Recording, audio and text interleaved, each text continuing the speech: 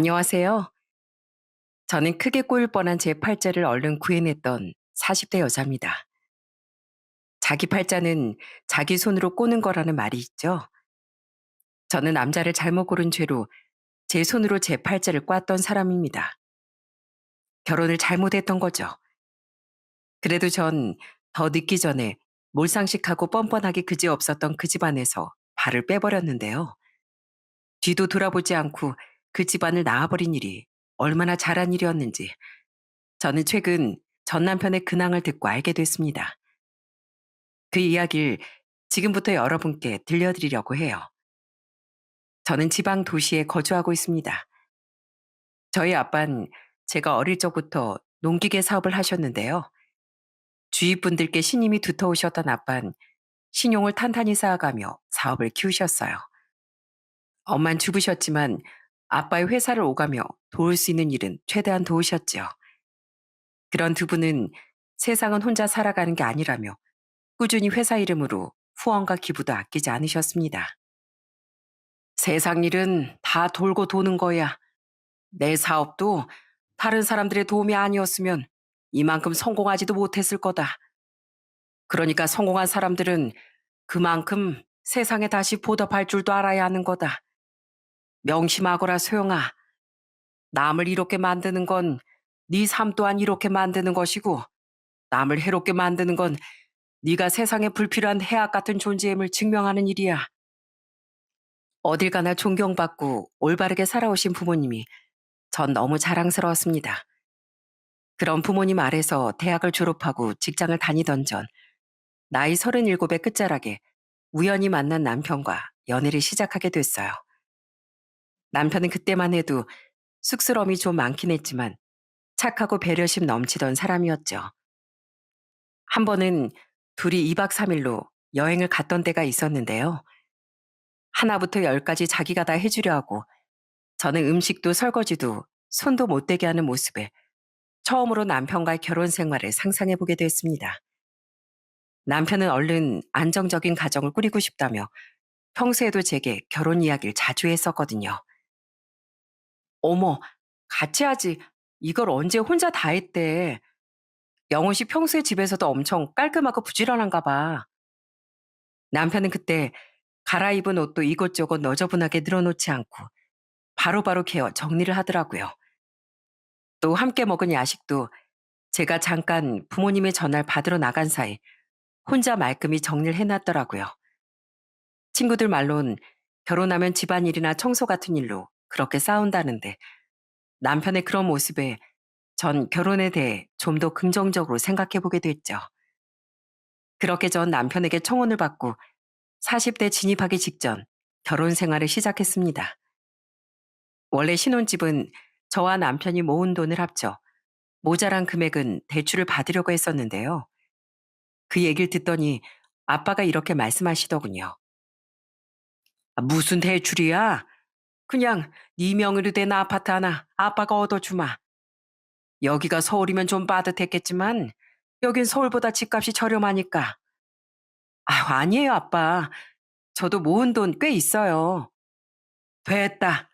어차피 자식이라고 너 하나인데 그 하나 있는 자식 결혼할 때 집도 하나 못 해주면 이 아빠가 열심히 살아온 보람이 없을 거 아니냐.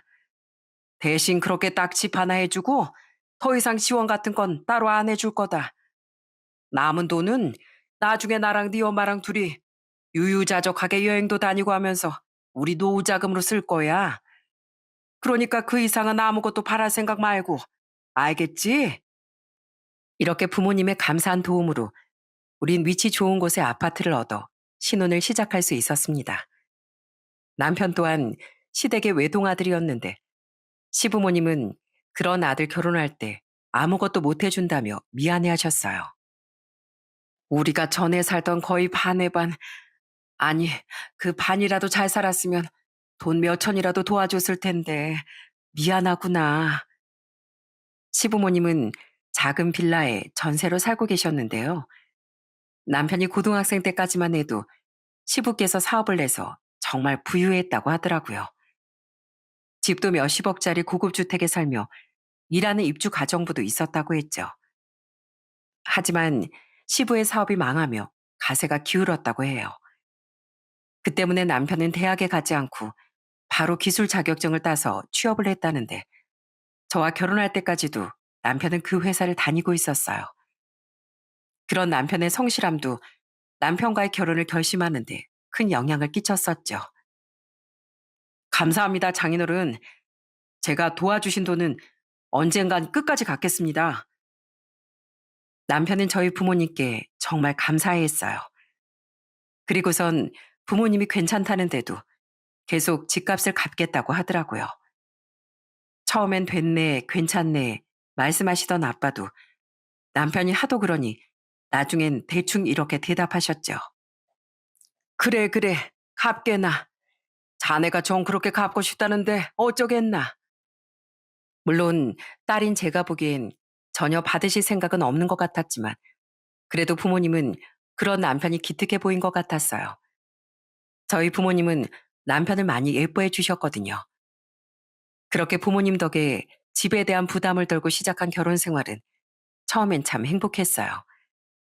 그 덕에 전 결혼한 지 얼마 안 되어 아들을 임신했고 아들을 낳은 뒤엔 바로 연년생 딸도 가지게 됐죠.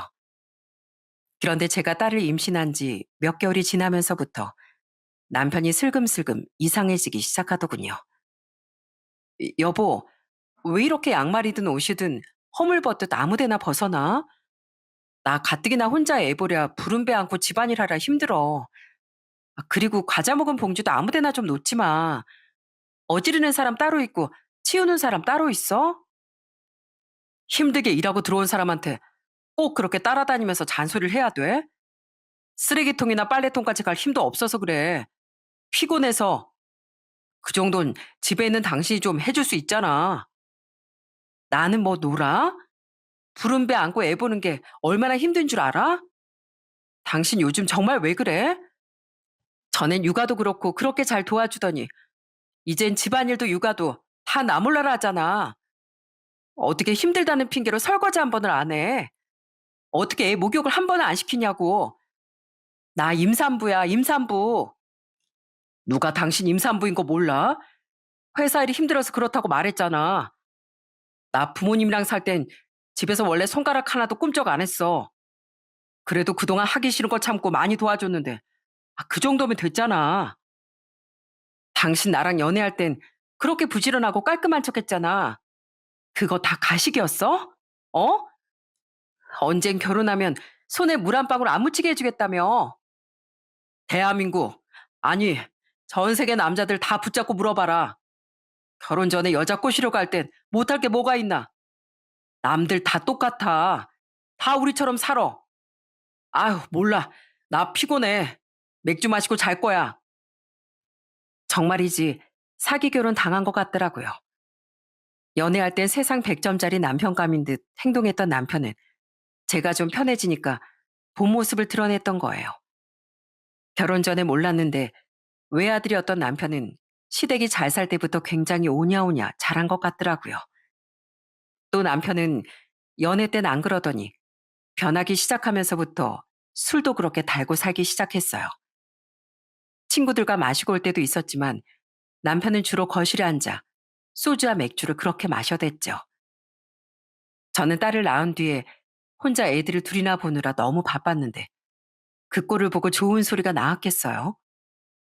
당신 애들 아빠 맞아? 내 남편 맞냐고. 나 힘들어, 힘들다고. 퇴근했으면 애 하나라도 맡아서 좀 돌봐줘야지. 어떻게 집에 오자마자 씻지도 않고 술부터 마셔? 당신이 사람이야? 낮에 장모님 오셨었다며. 그럼 당신도 좀 쉬었겠네. 그러니까 나도 좀 쉬자. 이거라도 안 마시면 내가 무슨 낙이 있겠어? 몰랐는데 남편은 원래 술을 그렇게 달고 살았다더군요. 그런데 저와 연애할 때랑 신혼 초까진 매일이 들뜨고 재밌어서 술 생각이 안 났다네요. 그러다 차츰 그 열정이 식고 일상이 지겹게 느껴지자 다시 술을 입에 대기 시작한 거라더라고요. 정말 기가 막혔습니다. 또 술을 얌전히 마시냐? 그것도 아니었어요. 남편은 술을 마시면 꼭 라면을 끓여 먹었는데요. 먹고 잘 치우기나 하던가 다음날 일어나 보면 라면 봉지와 스프 봉지가 나뒹굴고 있고 설거지도 하나도 되어 있지 않았습니다. 진짜 나랑 왼수졌어? 난 이제 당신 얼굴 보는 것조차 스트레스야. 아무리 남이랑 같이 산다고 해도 이렇게 무책임하지 못할 거야. 나 앞으로 당신 빨래 든 음식이든 아무것도 안 해줄 거니까 당신 몫은 당신이 알아서 해. 제 분노가 폭발한 날이면 그제야 남편은 미안한 척 한동안 잘하는 모습을 보였는데요. 그것도 며칠 가지 않더라고요. 그럼에도 불구하고 제가 하는 수 없이 남편의 뒤치다거리를 했던 건 집에 어린애들이 둘이나 살기 때문이었어요. 애들이 있는 집은 늘 깨끗해야 했으니까요. 게다가 남편은 술에 취하면 그렇게 큰 소리로 노래를 불러대기도 했습니다. 아, 조용히 좀 해, 조용히. 저번에도 옆집 분들 찾아오셨잖아. 내가 그때 얼마나 죄송했는지 알아? 내가 당신 때문에 맨날 다른 입주민들한테 죄송하다는 소리를 달고 살아. 애들은 잠에서 깨서 울어대지. 남편은 남편대로 꽹가리 치는 소리를 뽑아대지. 정말 울고 싶었어요. 죄송하다며 이웃집들에 돌린 선물 세트만 해도 한두 개가 아니었죠. 그러다 어느 날엔 남편이 술에 취해 들어왔었는데요. 고생하는 딸을 도와줄 겸 잠시 저희 집에 와 계셨던 부모님은 크게 분노하셨습니다. 가뜩이나 절 점점 힘들게 하던 남편에 대해 노여움이 쌓이고 계신 상황이었거든요. 그 와중에 술에 취해 눈치도 밥 말아버렸던 남편은 집에 오자마자 또 고래고래 노래를 부르고 라면 거리다 아빠에게 호된 꾸지람을 듣고 말았죠. 푸른 언덕에 배낭을 메고 황금빛 태양. 어? 장인 장모님 와 계셨네요. 아유, 죄송합니다. 제가 한잔 했습니다. 아유, 출출해. 여보, 나 라면물 좀 올려줘. 오늘은 라면물도 내 손으로 받기 힘들 정도로 피곤하다. 자네 지금 애들 아빠란 사람이 뭐 하는 짓인가? 자네 요즘 허구한 날 술만 먹으면서 육아 돕지도 않는다며? 애는 뭐 만들기만 하면 아내가 알아서 다 키워주는 건 줄 알아? 어떻게 남의 딸을 데려다가 이 개고생을 시켜? 어, 장인어른 화나셨어요? 전 그냥 사회생활 하다 보니까 힘들어서. 누구 뭐 사회생활 안 해봤나? 그럴 거면 평생 혼자 살지. 감히 누구 딸 인생을 망치려고 들어? 그리고 목소리 안 줄여? 애들 겨우 재웠는데 또 깨울 셈인가? 자네 앞으로 또 오밤중에 소리 질렀다는 소리 들리면 내가 자네 입을 직접 꿰매버리러 달려올 줄 알게. 그리고 자네, 자기가 먹은 건 뒷정리도 할 줄 모른다며? 일하지 않는 자 먹지도 말랬다고?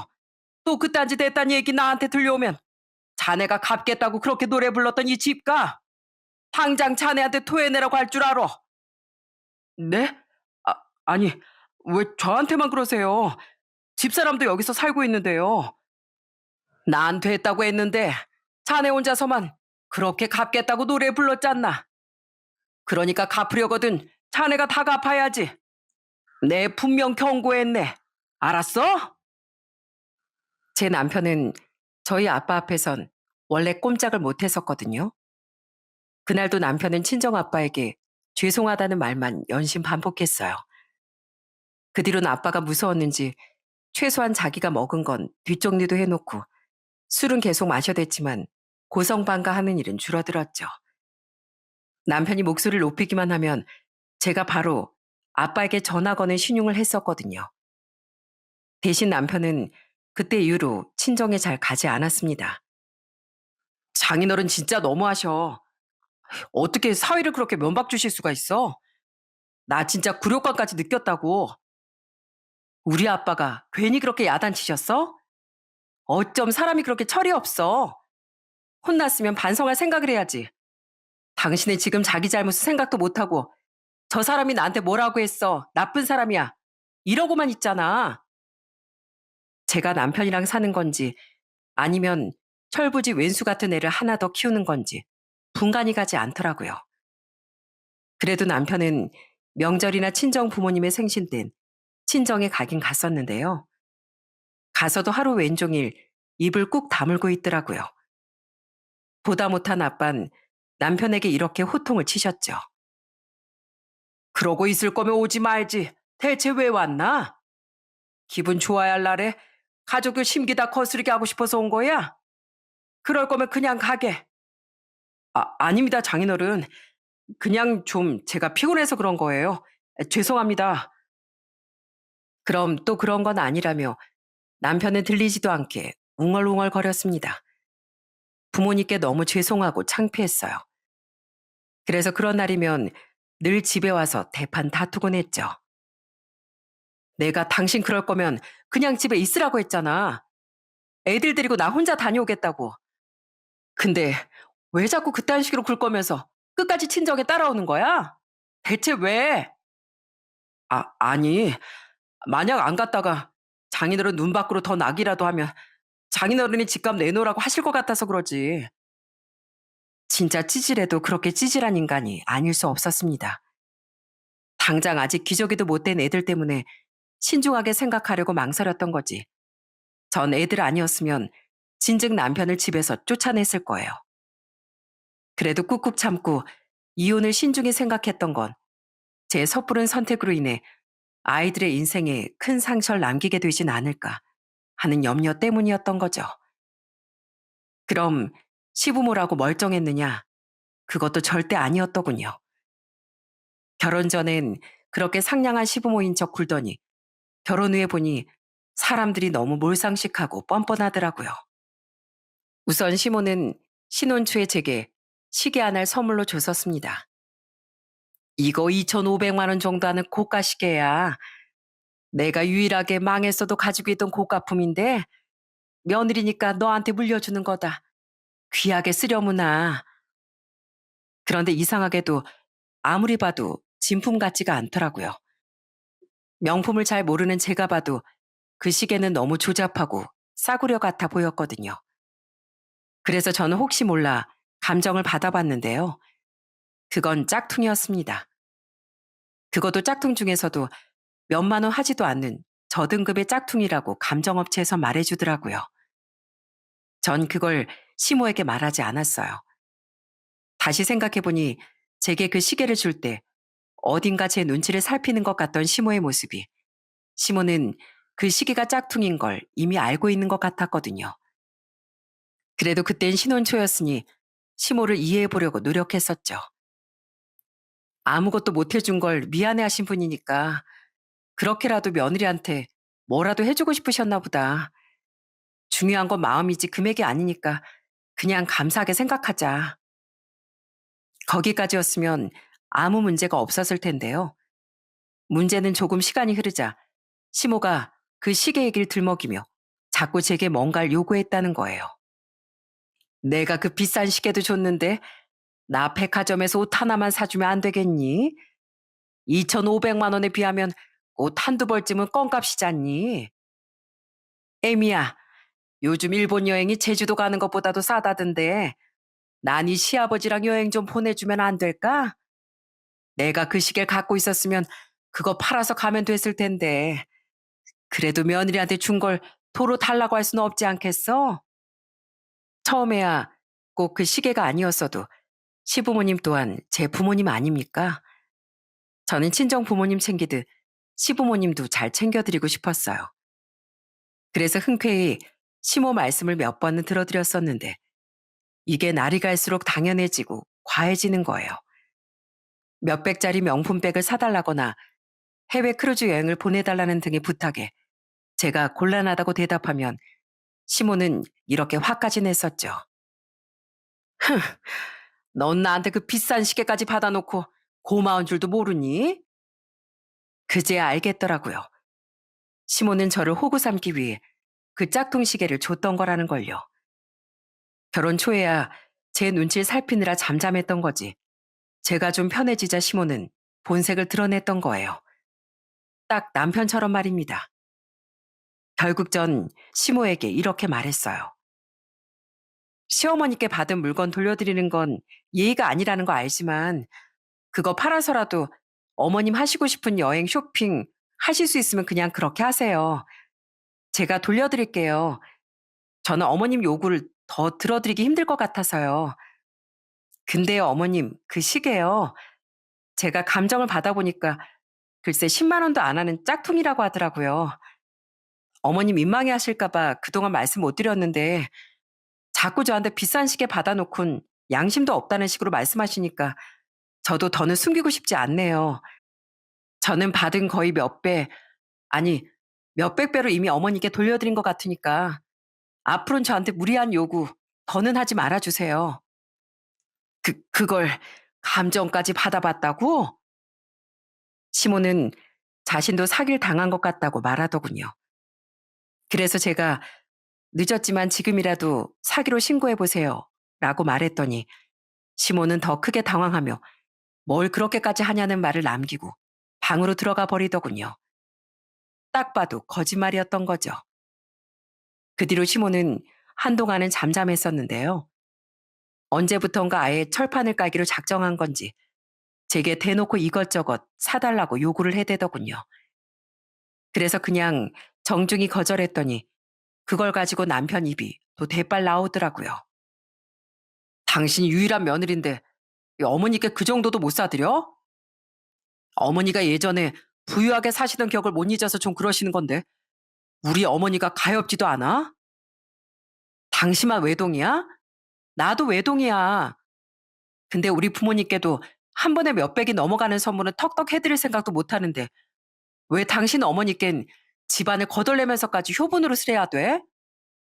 난 어머니께 그동안 해드릴 만큼 다 해드렸으니까 굳이 효도하고 싶으면 당신 용돈 모아서 해.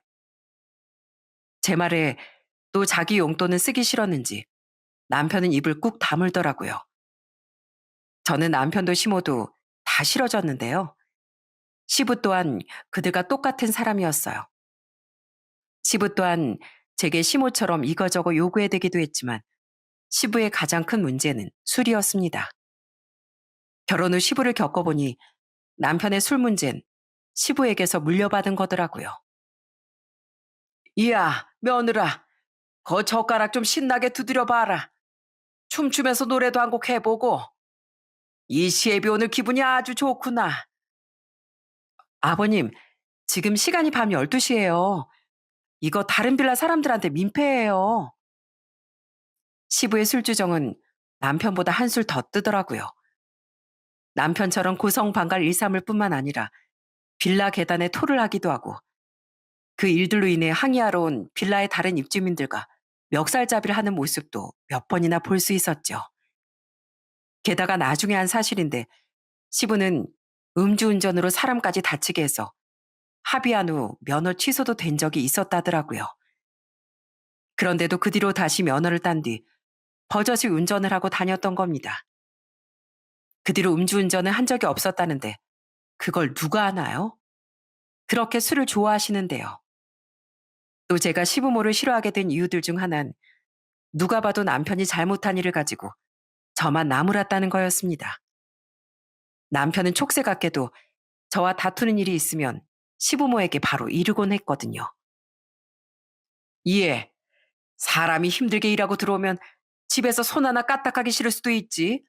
왜 그렇게 넌 바가지를 긁어대니? 우린 우리 아들 너무 귀해서 아무것도 안 시키고 키웠어. 네 시애미 말이 맞다. 그리고 너 나한테도 그렇고 우리 아들한테도 그렇고 왜 그렇게 술 먹고 내 집에서 좀 떠드는 것 가지고 사람을 나쁜 사람 만드냐? 어? 너 우리가 안 망하고 전처럼 떵떵거리고 살았어도 그렇게 우릴 만만하게 봤을 거야? 아니, 우리가 돈 좀 있는 집안이었으면 넌 나도 우리 아들도 그렇게 무시하지 못했을 거다. 우리가 지금은 이렇게 없이 살고 있지만 언젠간 우리 영훈이가 다시 우리 집안 일으킬 거야. 이 녀석이 어릴 때부터 얼마나 범상치 않은 녀석이었는데. 저도 저희 부모님이 세상 귀하게 키우셨어요. 그래도 자기 가정을 꾸리고 자식들을 낳았으면 힘들어도 가정을 위해 부지런해질 줄 알아야죠. 결혼은 뭐 저 혼자 했어요? 그리고 남한테 피해 끼치지 않고 사는 건 사회를 이루고 살아가는 사람으로서 당연한 도리예요. 그래서는 안 된다고 말한 거 가지고 왜 생트집을 잡으세요? 전 돈 있다고 누굴 어려워하고 또 없다고 무시하는 그런 경박한 사람 아닙니다. 저는 점점 시댁엔 거의 가지 않게 됐습니다. 남편이 그랬듯 딱 중요한 날 아니면 시댁에 발길도 하지 않았죠. 술만 마시면 애들 놀라게 진상 부리는 시부도, 제가 자신의 욕을 들어주지 않자 절 못마땅해 하던 시모도 다 싫었으니까요. 그래도 딱 기본만 했던 건 괜한 책을 잡혀 그들이 의기양양해하는 모습을 보기도 싫어서였어요. 당시엔 남편도 친정의 발길을 거의 하지 않았을 때라 아무런 마음의 짐도 없었고요. 그렇게 결혼한 지 고작 4년이 지났을 때 이미 전 이혼할 결심을 하고 있었습니다. 이런 몰상식하고 뻔뻔한 집안의 일원으로 그중 제일 큰 문제인 남편의 아내로도 더는 살아가고 싶지 않았으니까요. 다만 당시 제가 막 복직을 했던 시기라 정신이 없어 잠시 본격적인 이혼 얘기를 미뤄두고 있었습니다. 둘째가 두 돌이 지나 두 아이 모두 어린이집에 보낸 덕에 복직을 할 수 있었거든요. 그런데 일이고 뭐고 당장 이혼부터 해야겠다고 결심한 사건이 일어나고 말았어요. 어느 날 남편은 대뜸 제게 회사를 그만뒀다고 말하더군요. 갑자기 나한테 말도 없이 그게 무슨 소리야? 아무리 요즘 우리가 사이가 안 좋아졌다고 해도 그 중요한 걸 나랑 상의도 없이 결정해? 애들 키우는데 돈이 한두 푼 들어? 아이, 정 힘들면 장인어른께서 도와주시겠지. 나 퇴직금이 계산해보니까 1억 정도 나온대. 거의 25년을 꾸준하게 다녔더니 퇴직금이 꽤 되더라고. 나 그거 조만간 통장으로 들어오면 아버지 좀 드리려고. 그 돈이 필요해서 퇴사한 거야. 그게 무슨 소리야? 1억을 아버님을 다 드린다고? 그러려고 퇴사했다니 좀 알아듣게 얘기해봐. 그게 아버지가 또 음주 사고를 내셨다네. 근데 이번엔 사람이 좀 크게 다쳤나 봐. 이번에 합의 못하면 아버지 무조건 감옥행인데 그쪽에서 1억 가까운 합의금을 요구했대. 나한테 도와달라고 전화 오셨더라. 근데 내가 당장 그럴 현금이 어디 있겠어. 그때 딱 퇴직금 생각이 나서 바로 퇴사해버린 거야. 그런데 그 이유라는 게 정말 기가 막히더라고요. 시부는 정말 끔찍하게도 또 음주운전을 해서 사람을 크게 다치게 했다더군요. 정말 음주운전하는 사람은 사람으로도 안 보는 저였는데 그걸 제 시아버지라는 사람이 또 저질렀다고 하니 환멸감이 들었죠. 그런데 남편은 그래도 자기가 외아들인데 아버지를 감옥에 보낼 수야 있겠냐며 퇴직금으로 시부의 합의금을 내주겠다고 하더군요. 그러려고 퇴사를 했다는데 기가 막혀서 따졌습니다. 합의하면 아버님 무면허 상태로 또 음주사고 낼 줄 누가 알고? 아버님 그거 상습이야. 아무리 자식이라고 해도 그걸 감싸기만 하면 되는 거야? 그리고 아무리 그래도 그렇지 어떻게 나랑 상의 한마디 없이 그런 일을 벌여? 그럼 아버지를 감옥 가게 그냥 둬? 그 퇴직금 내 인생 절반을 넘게 바쳐서 받을 수 있는 내 돈인데 내가 내 돈 마음대로 쓰겠다는데 뭐가 문제야? 난 솔직히 아버지가 그렇게 큰 잘못했다는 생각도 안 해. 아버진 재수 없어서 걸렸던 거지. 세상에 음주운전하는 사람이 얼마나 많은데. 그리고 퇴사는 뭐 당신한테 말하면 분명히 퇴사 못하게 할 것 같아서 그랬지. 나도 생각 없이 그만둔 거 아니야. 나도 다 앞으로의 계획이 있다고. 제가 반대할까 봐 무작정 일을 저지르고 봤다니. 애들 아빠로서 그런 무책임한 말이 어디 있답니까? 게다가 사람이 크게 다쳤다는데 그게 그렇게 큰 잘못이라고 생각하지 않는다니. 정말 소름이 돋더라고요. 진짜 남편이 벌레만도 못한 인간으로 보였죠. 그런 제 생각도 모르고 남편은 아주 뻔뻔한 말을 계속 떠들어댔어요. 나 사업할 거야. 이미 구상도 좀 해놨어. 솔직히 그동안엔 딱히 사업할 여유가 없었으니까 그냥 직장에서 버티고 다녔던 건데 얼마 전부터 아버지가 그러셨잖아. 내가 다시 우리 집안 일으킬 거고 난 비범한 놈이라고. 그러니까 나도 더는 구질구질하게 얼마 되지도 않는 월급 받아가면서 남 밑에서 일하기 싫어지더라고. 난 아무래도 좀 더 윗물에서 놀아야 할 인재 같아. 당장 1억도 없어서 퇴사했다는 사람이 무슨 돈으로 사업을 해? 그건 당장 마련해야 하는 돈이니까 급해서 그랬던 거고, 돈이야 얼마든지 마련할 수 있지. 우리 그동안 모아뒀던 돈이랑 이 집 담보로 대출 받으면 사업 자금이야 넉넉하게 마련할 수 있잖아. 여기 우리 처음 들어왔을 때보다 벌써 시세가 30%나 올랐다던데? 뭐? 그러니까 당신 아버님 합의금은 핑계고 그냥 사업하고 싶어서 무작정 퇴사한 거구나? 퇴직금은 겸사겸사 아버님 드리면서 효도하는 척 생색내고 사업은 우리 부모님이 마련해 주신 이 아파트 담보 잡아서 해보겠다고? 친정엔 잘 가지도 않으면서 당신이 뭔데 이 집을 가지고 뭘 해보려고 해? 당신은 그게 문제야. 남편이 큰 뜻 한번 펼쳐보겠다는데 응원을 못 해줄 망정 치사하게 네 거 내 걸 따져? 애들을 생각해 애들을. 앞으로 애들 잘 키우려면 나부터 잘 돼야 되는 거잖아. 우리 아버지 말씀 기억나지? 난 비범한 놈이었다는 거. 난 무조건 성공해서 전처럼 떵떵거리고 살 거고 그땐 장인어른께 이 집값도 다 갚을 거야. 그때 가서 후회하지 말고 지금부터 나한테 잘해. 후회? 후회는 당신이나 하지 마. 당신 하도 오냐오냐 자라서 세상 일이 다 당신 뜻대로 될 줄 아나 본데 천만의 말씀 만만의 콩떡이야. 딱 보니 남편은 시부 때문이 아니라 전처럼 떵떵거리고 살고 싶다는 욕심에 사업을 하고 싶어서 대뜸 회사를 그만둔 거더군요. 그것도 친정엔 그렇게 못하던 인간이 친정 도움으로 얻은 그 집을 담보 잡아서요. 그때 딱 확신이 들더라고요. 이 인간하곤 더는 하루도 못 살겠다는 확신이요. 남편은 저와 다툰 뒤 투덜거리며 술을 마시러 나가버리더군요. 그런데 잠시 뒤 시부가 제게 전화를 걸어오는 겁니다. 예미야, 너 영훈이가 내 합의금 좀 내주기로 했다고 하니까 그렇게 길길이 날뛰었다며? 너 내가 어쩜 그렇게 갈수록 정이 없어지냐? 저랑 한마디 상의도 없이 회사 그만두고 이 집 담보대출 받아서 사업한다길래 다퉜어요. 상식적으로 그게 애가 둘이나 있는 가장으로서 자기 아내랑 상의도 없이 할 수 있는 행동인가요? 이 집도 저희 부모님이 사주신 건데요. 그리고 솔직히 말씀드리는데요. 저는 남편이 아버님 합의금 내주는 거 정말 탐탁지 않아요. 운이 좋아서 피해자가 살아있는 거지.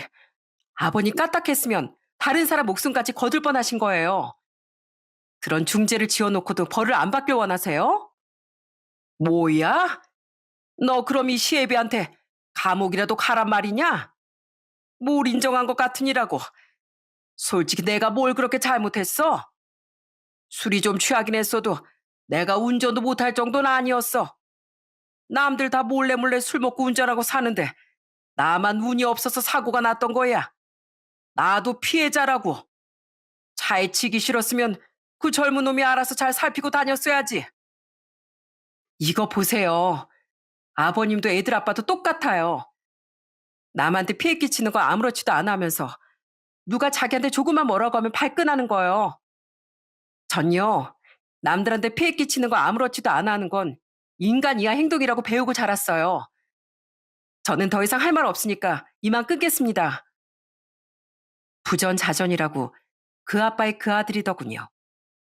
앞으로 더는 시부와 연락할 일도 없을 것 같아 저는 바로 시부의 전화번호를 차단해버렸죠. 시모의 번호까지도요. 다음날 전 바로 부동산으로 가서 집을 내놨습니다. 어차피 친정 부모님이 100% 지원해 주셔서 마련했던 제 명의의 집이었기에 제 마음대로 처분할 수 있었거든요. 그리고 전 남편이 퇴근하길 기다렸다가 남편이 오자마자 서류 봉투 하나를 내밀었어요. 이게 뭐야? 열어봐. 당신이 그렇게 받고 싶어서 안달했던 거야. 내가 받고 싶어 했던 거? 아, 당신 오늘 은행이라도 다녀온 거야? 대출 서류인가? 남편은 해벌쭉 웃으며 그 서류 봉투를 열어보더군요. 하지만 그 안에 든 서류를 확인하자 얼빠진 표정을 짓더라고요. 저는 저를 억울하게 쳐다보던 남편에게 싱긋 웃으며 인생이 결코 만만하지 않음을 일깨워줬죠. 이건 이혼 서류잖아. 지금 이혼하자는 거야? 내가 언제 이걸 받고 싶어서 안달했다는 거야? 그럼 아니야? 난 그동안 당신이 어떻게든 나랑 이혼하고 싶어서 발악한 줄 알았지. 그동안 육아도 집안일도 다 팽개치고 술 문제로 나 괴롭혔던 일도 당신 부모님 행동들도 어제 일까지도 전부 다. 그게 아니고서야 어느 정신 빠진 인간이 이혼당할 생각도 안 하고 그런 짓들을 해? 나 오늘 회사 휴가 쓰고 부동산에 집 내놨어. 그리고 친구한테 소개받은 변호사 찾아가서 이혼 상담도 받고 왔거든? 내가 한없이 유리한 이혼이니까 버틸 생각 말고 그냥 협의 이혼해. 아, 아니, 여보. 난 그런 게 아니라 가족이니까 당신도 이제 내 가족이니까 좀 편하게 했던 거지. 원래 사랑하면 그 사람의 본 모습까지 다 안아주는 법이잖아. 우리 부모님 행동도 그냥 가족이니까 서로 고운정, 미운정 들어가는 과정이라고 생각했지. 그리고 우리 아버지 문제, 그래도 내가 하나뿐인 자식인데 어떻게 모른 척 할 수 있었겠어. 그래서 겸사겸사 퇴직하는 김에 사업 생각도 한 거지. 절대로 사업하려고 퇴사한 거 아니라니까. 그랬어? 아무리 오냐오냐 자랐어도 그렇지. 정말 세상 해맑게 살아간 인간이었네, 당신. 그래. 근데 난 당신이 뭐라고 떠들든 내 앞에서 하룻밤 내내 일장 연설을 늘어놔도 더는 당신이랑 같이 살 생각 없어. 난 진짜 당신도 당신 부모도 다 지긋지긋하거든. 내가 살면서 만난 사람들 중에 가장 최악이었던 사람들이 바로 당신이랑 당신 부모야. 여보, 제발 애들을 생각해서라도, 어? 애들? 애들이 어떻게 크는지 관심도 없던 인간이 어디서 애들을 들먹여? 난 우리 애들을 위해서라도 하루라도 더 빨리 당신이랑 갈라설 거야. 애들한테도 당신이랑 당신 부모는 없는 이만 못한 사람들이니까. 그러니까 당장 내 집에서 나가. 남편은 그제야 제게 싹싹 빌며 엉엉 울었습니다. 그러면서도 나가라는 제 말엔 끝까지 버티려고 들더라고요. 하지만 이내 저희 집에 찾아온 손님으로 인해 남편은 더는 버틸 수도 없었죠. 어? 장인어른, 어떻게 여길. 내가 내 돈으로 마련해준 내 딸 집에 마음대로 오지도 못하나? 근데 자넨 왜 아직도 여기 있어? 소영아, 아직도 이놈 못 쫓아낸 거야? 나가라고 했는데 힘으로 버티네요. 아깐 제 팔목도 막 부러뜨릴 것처럼 잡던데요. 뭐? 이 겁대가리 없는 놈이 감히 누구 딸 팔목을 뭐가 어째? 아니, 그게 아니라요. 장인어른. 그 손님은 제가 혹시 몰라 미리 좀 와주십사 부탁드렸던 바로 저희 아빠였습니다. 저희 아빠 앞에선 꼼짝도 못했던 남편은 어쩔 줄 모르고 쩔쩔맸어요. 그리고 결국 저희 아빠 이런 으름장을 듣고 짐을 싸서 터덜터덜 쫓겨날 수밖에 없었죠. 내가 그동안 괘씸한 잔을 그냥 두고 봤던 건 부모가 나서서 자식한테 이혼해라 어째라면 소영이가 스스로 인생을 판단하고 헤쳐나가는 능력을 기르지 못할 것 같아서였어. 그래서 우리 딸이 옳은 판단을 할 거라고 믿고 기다렸던 거야.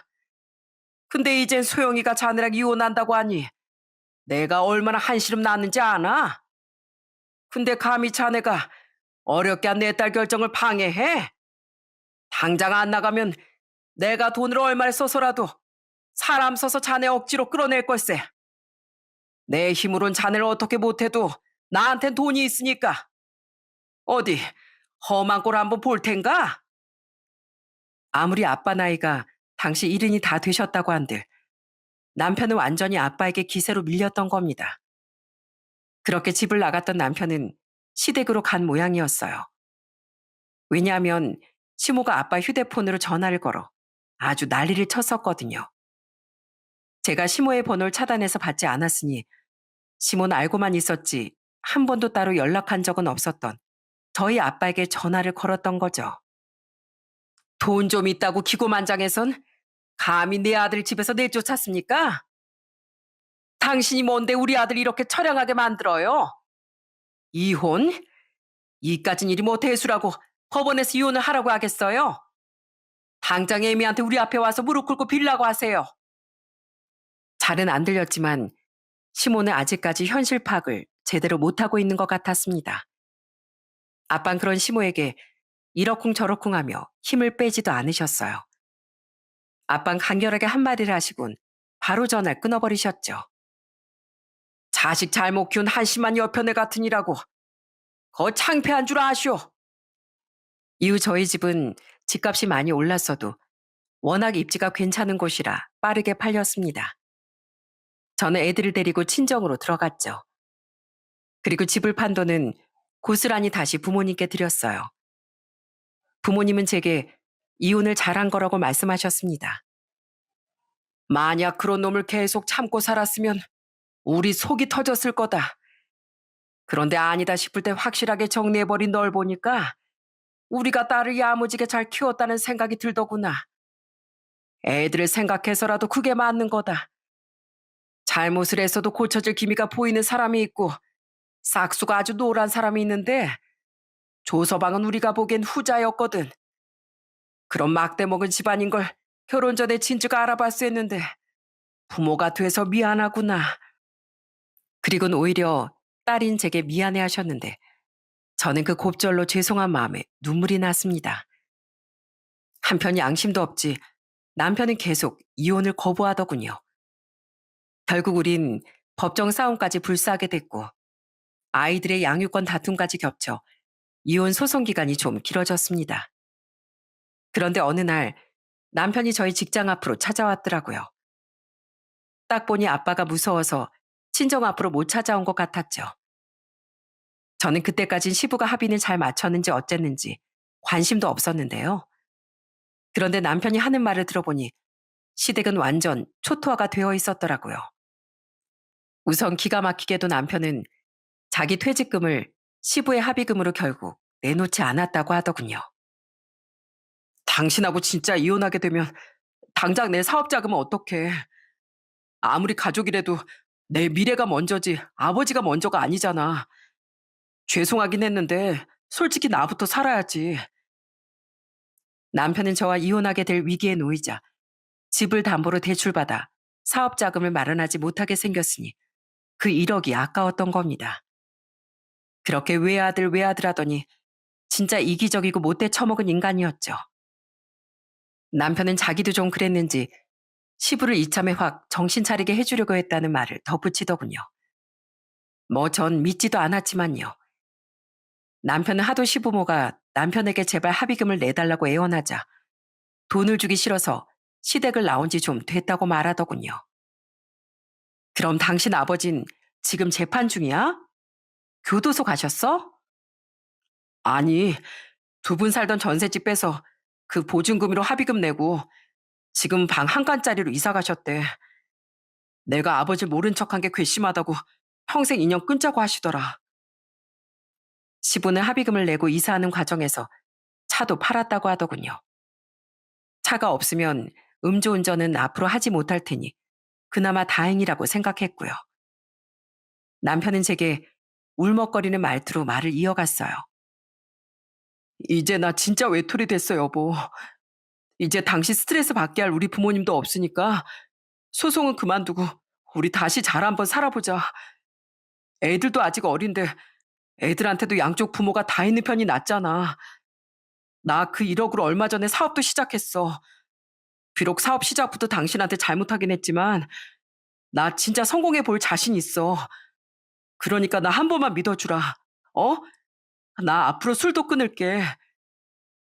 당신 눈에 내가 얼마나 만만해 보였는지 모르겠는데 난 세상에 남자가 딱 당신만 남는다고 해도 당신 거들떠볼 생각 추워도 없어. 난 당신 부모도 끔찍하기 싫었지만 제일 실망하고 제일 환멸났던 건 바로 당신이야. 소 잃고 외양간 고치려 들어도 이미 늦었으니까 혼물켤 생각도 하지 말고 술 끊었든 말든 사업을 성공하든 말든 그건 알아서 하고 또 찾아오면 그땐 우리 아빠 얼굴 마주하게 될 줄 알아? 저는 귀찮다는 식으로 개나 벌레 쫓듯이 손으로 휘휘 남편을 쫓아냈습니다. 그로부터 얼마 뒤 저는 드디어 소송에서 승소했어요. 아이들도 양육 환경이 훨씬 좋았던 제가 데려올 수 있었기에 남편은 제게 다달이 양육비까지 보내야 했죠. 살던 아파트는 제 특유 재산으로 분리되어 남편이 분할받을 몫은 없었지만 저는 남편이 받은 퇴직금의 아주 약간의 일부를 분할받을 수 있었답니다. 배우자가 퇴사 후 퇴직금을 받았을 때 회사에 근속한 기간 중 결혼 생활을 유지한 기간만큼의 퇴직금은 재산 분할 대상이라고 하더라고요. 비록 제가 출산과 육아로 쉰 기간이 있어 많이 받지 못했지만 몇백만 원 정도는 제 몫이 되었죠. 전 남편을 마지막으로 본 날 이혼으로 인해 자신에게 손해만 막심하게 됐다고 울상을 지었습니다. 그렇게 이혼이 마무리된 지 지금은 2년이 지났는데요. 몇 달 전부터 전 남편이 양육비를 보내오지도 않고 연락도 되지 않더라고요. 처음 한동안은 통화도 하고 싶지 않아 언제 보내나 기다려봤는데 계속 입금이 되지 않으니 제가 전화를 해본 거예요. 결국 연락이 되지 않아 전 남편의 소식을 알아봤습니다. 그 결과 지금 전 남편은 감옥에 수감 중이라는 충격적인 사실을 듣게 됐죠. 전 남편은 이혼한 뒤 사업하느라 바쁘다며 애들 면접 교섭권은 쓸 생각도 안 했었거든요. 그렇게 양육권을 못 준다고 소송으로 버티더니 역시 아빠 자격도 없는 인간이구나 생각해 꼬박꼬박 양육비는 보내왔었으니 전 남편 소식엔 관심도 갖지 않았었는데요. 그 사이 전 남편은 시작한 지 오래되지도 않았던 사업을 말아먹고 술에만 빠져 살았었다고 해요. 제 전화는 양육비를 보낼 상황이 안 됐으니 계속 받지 않았던 거고요. 술 취해선 자기 인생 망했다. 이혼당하고 사업도 망하고 부모한테도 절연당했다. 자기 인생 한번 더럽게 꼬였다. 막 이러면서 주위에 엄청 술주정을 해댔대. 전화로 말이야. 그러다가 사업 망한 지 얼마 안 돼선 음주운전까지 해서 사람을 진짜 크게 다치게 만들었다나 봐. 다행히 피해자가 목숨은 건졌는데 피해자 측에서 영훈 씨를 엄청 괘씸했대. 절대 합의할 생각도 없고 엄벌에 처해달라고 탄원서까지 냈다더라. 정말 끝까지 엄청난 부전자전이었어요. 초범이었어도 사람을 크게 다치게 한 전 남편은 결국 합의도 하지 못해 얼마 전 실형을 받게 됐다고 하더군요. 제발 감옥 가지 않게 합의금 좀 빌려달라던 시부를 외면했던 전 남편은 아이러니하게도 자기가 감옥에 갇히는 신세가 됐던 거죠. 그래도 애들 아빠인데 전 남편이 너무 처참하게 망가진 것 같아 솔직히 마음은 좋지 않았어요. 하지만 그 누구도 전 남편에게 무리해서 사업을 시작하라고 떠밀지도 않았고 자기 부모에게 불효해서 절연당하라고도 술 먹고 차를 몰라고도 시키지 않았었잖아요. 그 모든 건 전 남편 스스로 자초한 일이었으니 불쌍해할 필요는 없다고 생각했어요. 무엇보다 음주운전을 하는 사람들은 언제 다른 사람의 인생을 망가뜨릴지 모르는 움직이는 재난 덩어리 같다고 생각했으니까요. 저는 제발 이번 기회로 전 남편이 음주운전만은 더는 생각도 하지 말며 살길 바랬습니다. 이미 우리 애들을 범죄자 자식들로 만들었지만 그나마 그 이상의 죄만은 저지르지 않는 것이 아이들을 위한 일이라고 생각했으니까요. 양육비 일은 전 배우자가 돈이 없으면 소송을 걸어도 받아내기 어렵다고 하니 시간을 두고 방법을 잘 고민해 봐야 할 것 같아요. 그리고 시부와 시모에 대한 소식은 아직까지 전혀 듣지 못했는데요. 그 사람들도 뻔뻔하고 몰상식한 성격을 바꾸지 못하는 이상 자신들의 손으로 자기들의 불행을 자초하며 살 것 같다고 생각하고 있습니다. 전 지금 부모님과 아이들을 키우며 아주 잘 살고 있어요. 부모님과 아이들, 이렇게 네 사람만으로도 제가 평생 아끼고 사랑해야 할 가족은 충분하다고 생각합니다. 그래서 전 앞으로도 재혼 생각은 없이 지금의 가족들하고만 함께 행복하게 살아가려고 해요. 절 진심으로 아껴주고 사랑해주는 지금의 가족들만 지키기에도 시간이 너무 짧다고 생각하니까요. 여러분, 세상은 내가 어떤 마음가짐으로 어떻게 살아가느냐에 따라 내게 천국이 될지 지옥이 될지 나뉘는 것 같습니다. 남에게 피해를 주지 않고 내게 주어진 환경 안에서 행복을 찾으며 살아가는 이들과 그 정반대의 사람들 앞에 주어진 미래는 극과 극으로 달라지는 법이더라고요. 이혼의 아픔을 겪긴 했지만 행복하게 살아가고 있는 저와 감옥에서 피눈물을 흘리고 있을 전 남편처럼 말이죠. 물론 어쩔 수 없는 경우나 예외는 있는 법입니다. 그래도 조금이나마 이 세상이 여러분께 관대하길 바라신다면 제 전 남편이나 전 시댁 식구들처럼 남의 것을 탐하고 남의 인생을 망가뜨리는 일은 절대 하지 마시길 바랍니다. 그럼 전 여기서 이만 인사드릴게요. 끝까지 들어주셔서 감사드립니다.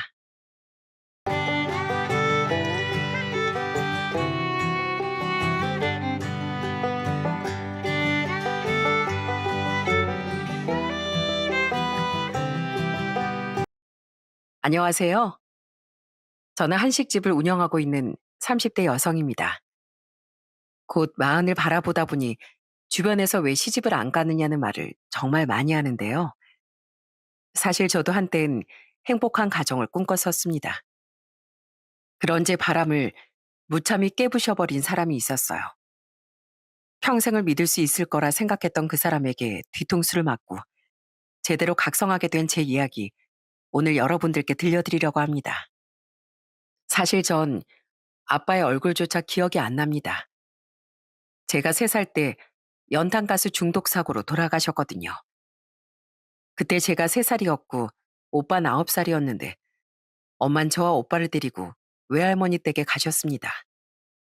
그날 딱 사고가 발생한 거였어요. 엄만 아빠가 돌아가시고 난 후로 무척이나 힘든 생활을 하셨죠. 혼자서 아직 어린 두 아이를 키우는 게 정말 힘든 일이잖아요. 특히나 제가 학교에 들어가기 전까진 정말 절 등에 업고 청소도 하고 가게 한켠에 앉혀두고 설거지를 하며 그렇게 겨우겨우 생계를 이어가셨죠. 그러다 오빠가 어느 정도 크고 저 역시 학교에 들어가면서부턴 엄만 아침부터 저녁까지 쭉 일을 하셨어요. 그러다 보니 전 하루 종일 오빠와 함께하는 시간들이 많았습니다. 그런데 오빠가 사춘기가 되면서 저희 집엔 먹구름이 잔뜩 끼고 말았어요. 바로 오빠가 사춘기 방황을 엄청나게 했기 때문이었죠. 질 나쁜 친구들과 어울려 다니며 사고를 치니 엄마가 오빠를 정말 많이 혼냈답니다. 영민아, 너 지금 그렇게 하고 다닐 때야? 다른 건 몰라도 지숙인 챙겨야지. 동생 혼자서 집에 하루 종일 있게 하면 어떡해. 엄마가 다른 부탁을 하는 것도 아니고 동생 좀 챙기라는 게 그렇게 어렵니? 엄마, 제가 알아서 할게요. 그리고 지숙이도 혼자서 집에 있을 수 있다고요. 왜 저한테 자꾸 지숙이를 맡기세요?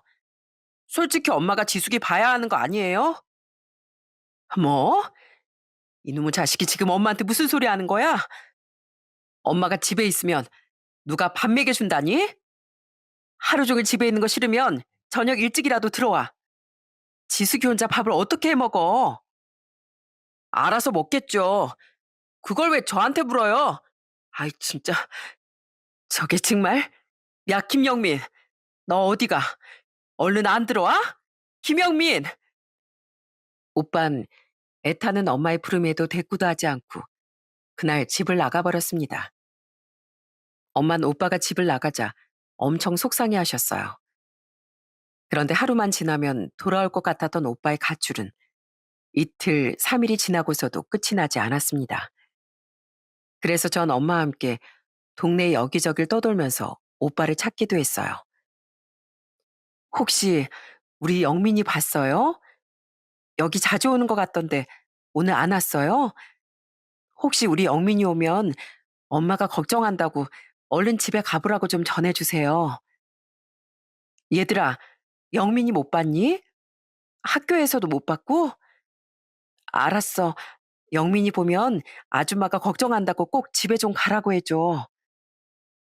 그때 제 손을 꼭 잡고 동네 여기저기를 뛰어다니셨던 엄마의 마음을 전 알 수 있었습니다. 저에게 말을 하진 않았지만 제 손을 꽉 부여잡고서 여기저기 살펴보며 다급하게 오빠를 찾는 그 눈빛이 정말 간절했거든요. 그런 엄마의 바람에도 오빠의 방황은 끝이 날 줄 몰랐습니다. 고등학교에 들어가고 나서도 오빠 내내 학교에 가지도 않고 밖으로 나다니기만 했어요.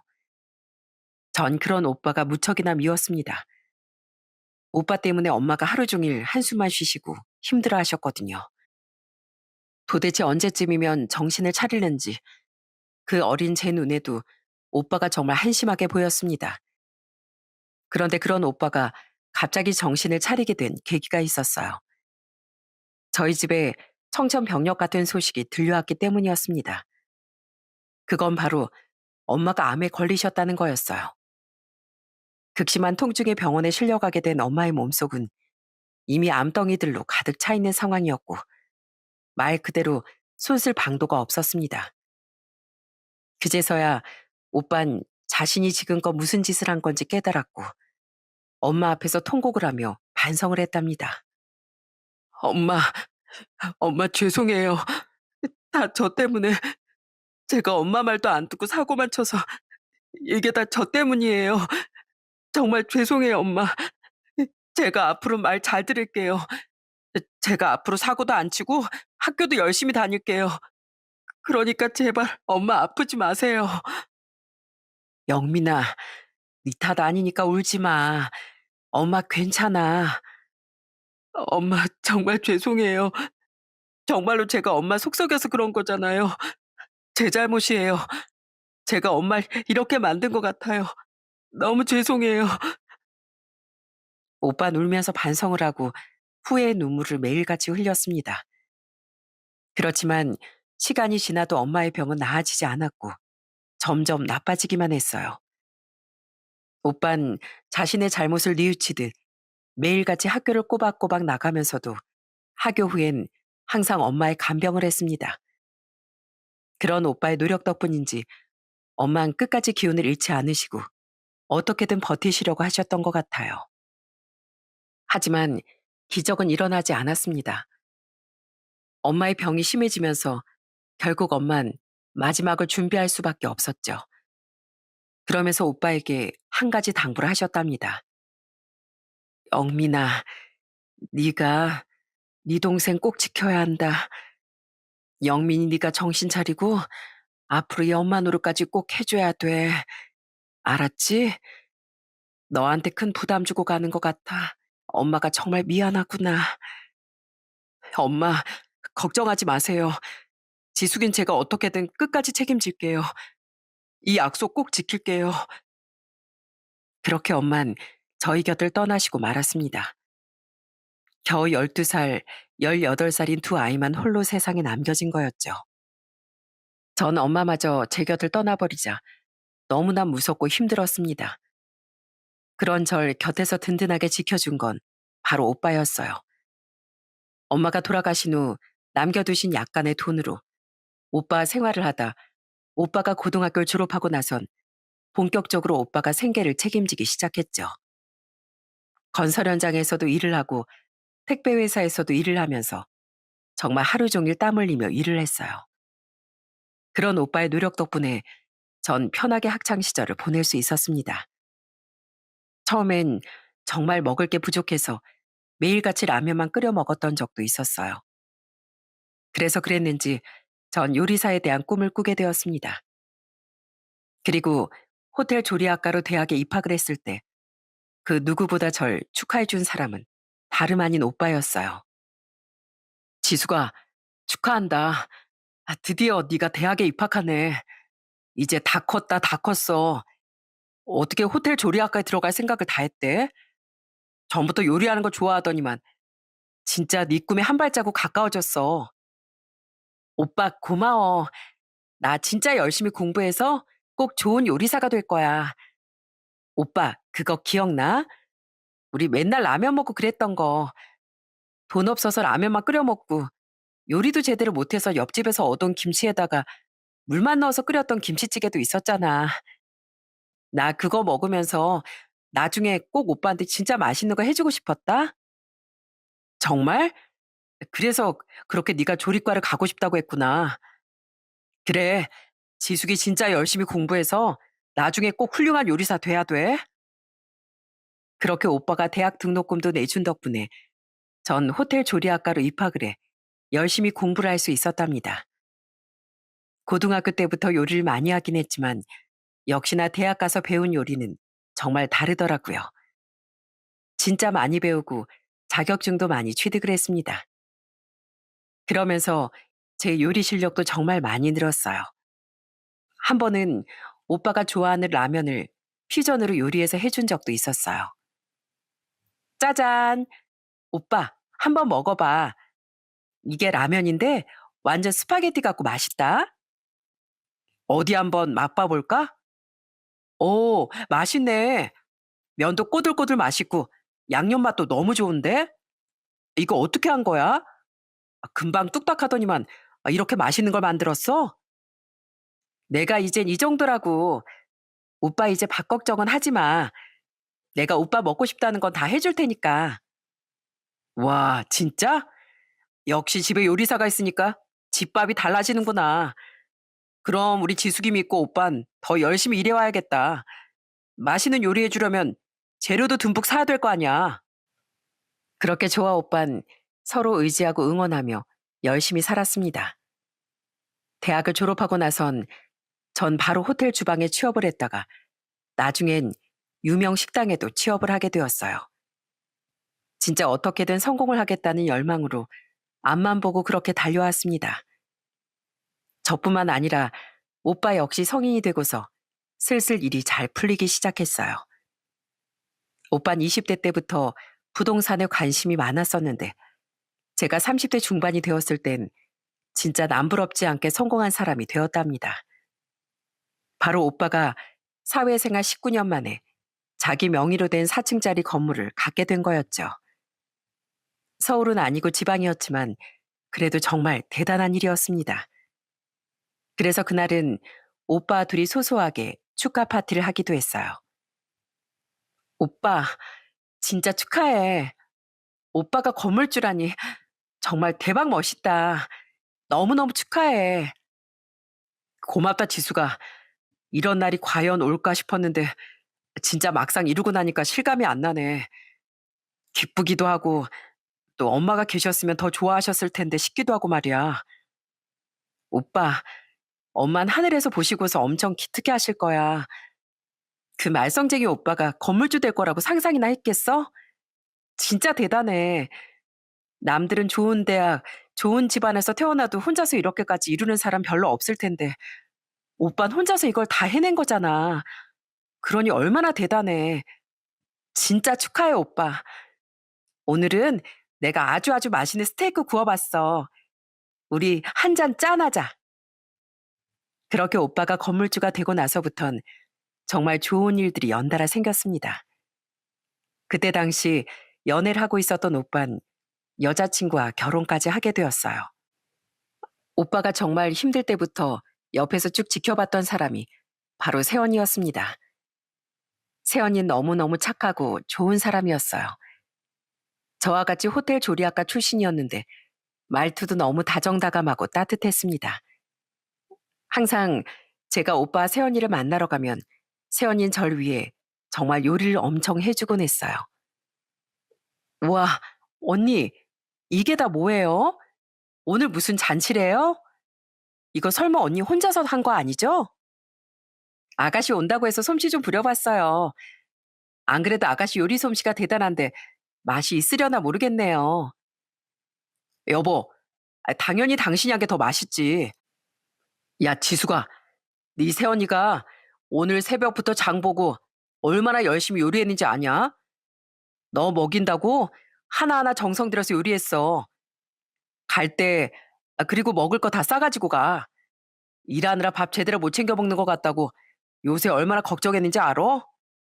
전보다 살이 왜 이렇게 빠졌냐고 날 혼내더라니까. 진짜요?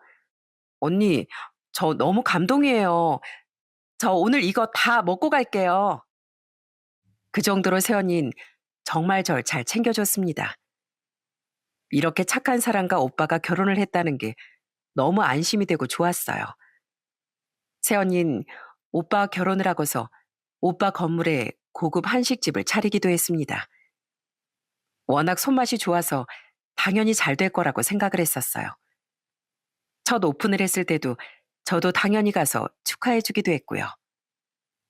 새언니, 정말 너무 축하해요. 인테리어도 너무 예쁘고 엄청 고급스러운데요? 역시 우리 새언니 센스는 알아줘야 한다니까. 음식도 어쩜 이렇게 정갈하게 해요? 나 진짜 새언니한테서 좀 배워야 될 것 같아요. 에이, 아가씨도 참 고마워요. 바쁜데 여기까지 와서 축하해 줘서. 아가씨가 그렇게 얘기해 주니까 제가 한결 마음이 놓이네요. 정말 잘 될 것 같아요. 새언니 손맛이 얼마나 좋은데요. 제가 여기저기 입소문도 많이 낼게요. 그렇게 호기롭게 시작한 고급 한정식은 초기엔 조금 잘 되는 듯 했습니다. 그렇지만 시간이 지날수록 한식집이 생각보다 잘 되지 않더라고요. 그러다 보니 새언니가 스트레스도 어마어마하게 받고 우울해하기도 했습니다. 제가 옆에서 보기엔 새언니가 정말 열정을 다해서 열심히 운영하고 있는 것 같았는데 그게 다른 사람 눈엔 안 보이는 것 같아 너무 안타깝고 마음이 아팠어요. 그렇게 정말 애쓰면서 한식집을 운영해서 그랬는지 결국 1년 만에 탈이 생기고 말았습니다. 바로 새언니가 폐암에 걸리고 만 것이었어요. 천만다행으로 초기 진단을 받아 빠르게 치료를 시작하게 됐지만 그 소식을 듣고서 저나 오빤 큰 충격에 빠질 수밖에 없었죠. 정말 시간이 날 때마다 새언니 병문안을 가서 힘을 주고 위로를 했습니다. 힘들어하는 오빠도 곁에서 응원해주면서 이 위기를 잘 극복하길 빌었습니다. 그러다 얼마 뒤 오빠가 잠시 할 말이 있다며 절 불렀어요. 전 오빠가 하는 얘기를 듣고 진짜 깜짝 놀랄 수밖에 없었습니다. 지수가, 너 혹시 한식당 맡아서 운영해 볼 생각 없냐? 네 새언니가 아무래도 애정을 갖고 운영하던 곳이라 그런가 정리하기엔 좀 아깝다고 생각하는 것 같아서 이왕이면 믿을 수 있는 사람한테 맡기는 게 좋을 것 같다고 하길래 딱 네 생각이 나더라고. 내가? 에이, 난 그냥 직원으로 요리만 하던 사람인데 내가 어떻게 그걸 해? 왜 못해? 너 네 식당 하나 차리는 거 네 꿈이었잖아. 이왕 이렇게 된 거 네가 그 꿈 한번 펼쳐봐. 남의 식당에서 애쓰게 일하지 말고 정말 정식으로 네 식당을 시작해보라고. 지금은 오빠 명의로 되어 있으니까 세금이나 뭐 이런 건 걱정하지 말고 오빠가 다 처리해 줄게. 그러니까 이번에 한번 시작해봐. 갑작스러운 오빠의 제안에 좀 놀라긴 했습니다. 예전부터 제 식당을 차리고 싶긴 했지만 아직 좀 이른 게 아닌가 싶기도 했거든요. 생각을 좀 해보겠다고 하고선 새언니 병문안을 가게 되었어요. 그런데 병문안을 가니 새언니가 제 손을 잡으며 그 식당을 꼭 운영해달라고 말을 하는 거였어요. 아가씨, 전 식당 운영하는 체질이 아닌가 봐요. 내가 하면 잘할 수 있을 거라고 생각했는데 생각해보니까 난 영 사장 타입은 아닌 것 같아. 근데 이번에 곰곰이 생각해보니까 아가씨는 진짜 잘할 것 같아요. 제가요? 전 그런 경험도 전혀 없는데 잘 못할 것 같아서 선뜻 받아들이지 못하겠어요. 아, 왜요? 예전에 들어보니까 오빠 좋아하는 메뉴 가지고 이것도 해보고 저것도 해보면서 메뉴 개발도 많이 하고 그랬다면서요. 아가씨는 분명 잘할 거예요. 누구보다 요리하는 거 좋아하고 또 사람들한테 대접하는 것도 좋아하잖아요. 그러니까 아가씨 꼭 해봐요. 난 우리 아가씨가 꼭 해봤으면 좋겠어. 그렇게 절 든든하게 응원하는 새언니 보면서 전 이상하게 용기가 샘솟았던 것 같습니다. 그 뒤로 오빠에게 한식당을 이어서 운영해 보겠다고 얘기를 했고 그렇게 전 저만의 식당을 차리기 위해 준비를 하게 되었어요. 전에 같이 일을 했던 동료들 중에서 쉬고 있었던 동료 몇 명을 불러 모으고 SNS 홍보며 이것저것 홍보도 신경 써서 준비를 했습니다. 특히나 음식 메뉴 선정은 메인부터 디저트까지 섬세하게 꼼꼼하게 준비를 하고서 시작을 하게 되었죠. 처음엔 이런 메뉴 하나 연구라는 게 얼마나 힘든지 몰랐습니다. 전체적인 구상을 해야 하다 보니 정말 머리 아픈 일이더라고요. 몇 날 며칠을 머리 싸매고 연구하다가 그렇게 메뉴를 완성하고서 다시 한식당을 오픈하게 됐습니다. 처음엔 사실 손님이 별로 없었는데 점점 입소문이 나기 시작하면서 1년이 지났을 땐 자리를 많이 잡게 되었어요. 주말이면 대기 손님들도 있을 정도로 찾아오시는 분들이 많아졌죠. 그리고 새언니의 병세도 정말 많이 좋아졌습니다. 치료도 잘 됐고 전이사항도 없다는 걸 듣고서 얼마나 기뻤는지 모릅니다. 거기에 식당 운영하고 1년 후부턴 오빠한테 임대료도 줄 수 있었죠. 오빠, 자, 다음 달부턴 그냥 통장으로 넣을게. 이번엔 첫 계시니까 현금으로 주는 거야. 자, 우리 임대료. 주변에서 다 이 정도 내길래 오빠한테 이 정도 줄게. 뭐야? 임대료 걱정하지 말고 그냥 운영하라니까. 여기 그냥 네 가게야. 임대료는 줄 필요 없어. 에이, 그런 게 어딨어. 이거 오빠 건물인데. 그리고 여기 임대료가 얼마나 비싼데. 거기다가 여기 들어오려고 하는 곳이 한두 곳이야? 근데 임대료를 안 받겠다고? 에이, 앞으로 나도 다른 사람들과 똑같이 줄 거니까 그렇게 알아. 그래야 내가 더 열심히 일하고 나중에 건물 보수할 때도 할 말이라도 있지 않겠어? 아유, 알았다, 알았어. 앞으로 그럼 임대료 주던지.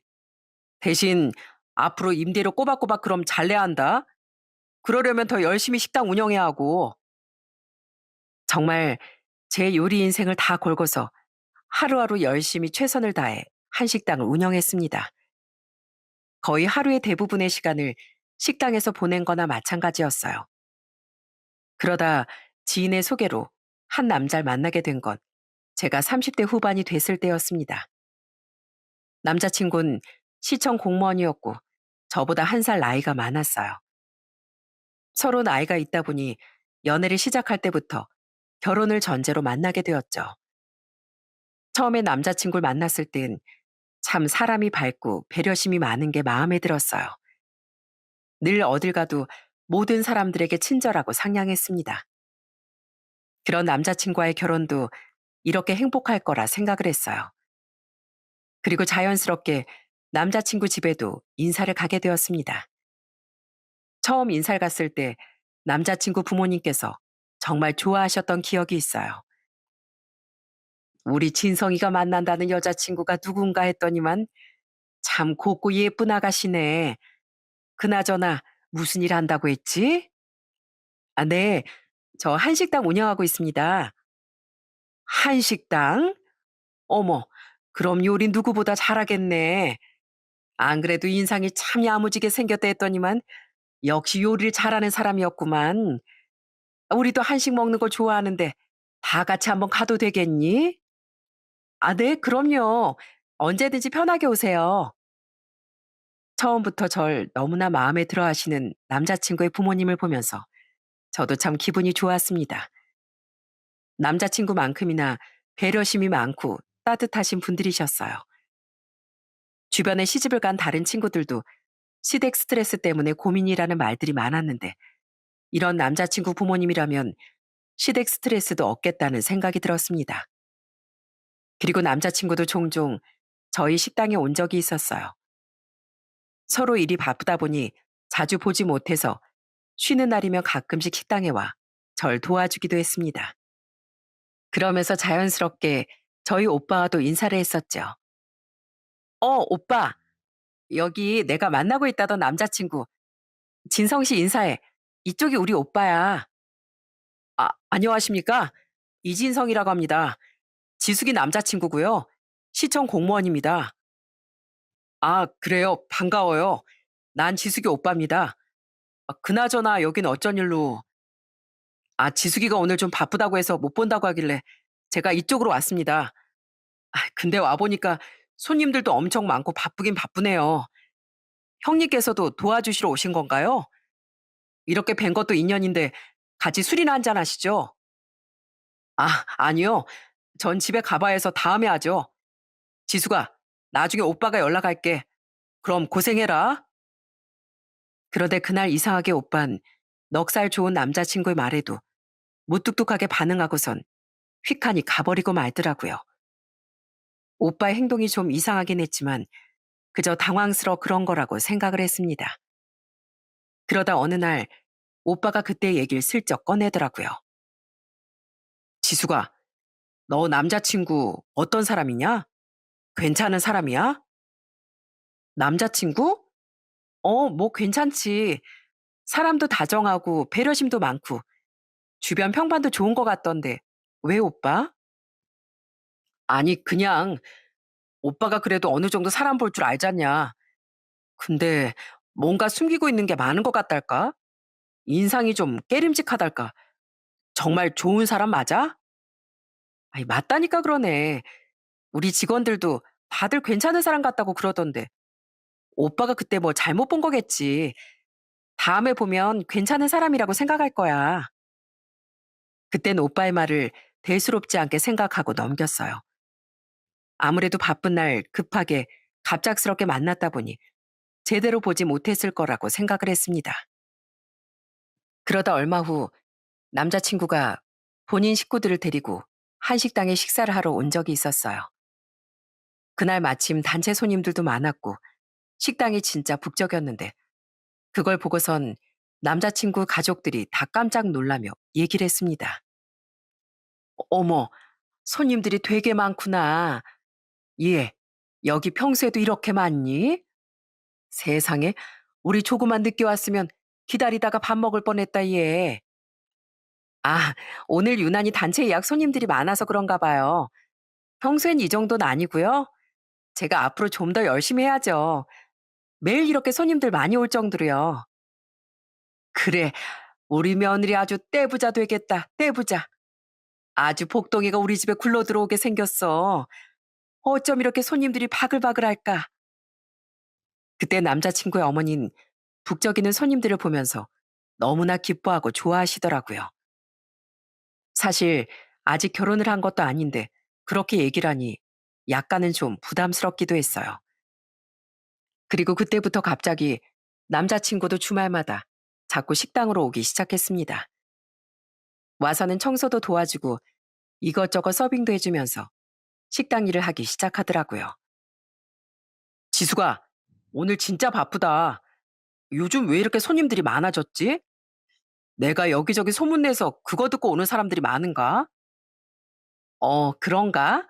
아, 그러게. 요즘 손님들이 더 많아진 것 같아. 잘 되니까 좋긴 한데, 이렇게 바빠서 우리 얼굴 볼 시간이 없어서 어떡해? 아이, 그럼 내가 여기 와서 일하면 되지. 나 너랑 결혼하면 일 때려치우고 여기 관리하고 그럴까? 아무래도 여자 혼자서 관리하는 건 좀 힘들잖아. 안 그래? 부부끼리 서로 얼굴 보면서 일하면 더 좋지 뭐. 뭐? 우리 무슨 날도 안 잡았는데 벌써 부부야.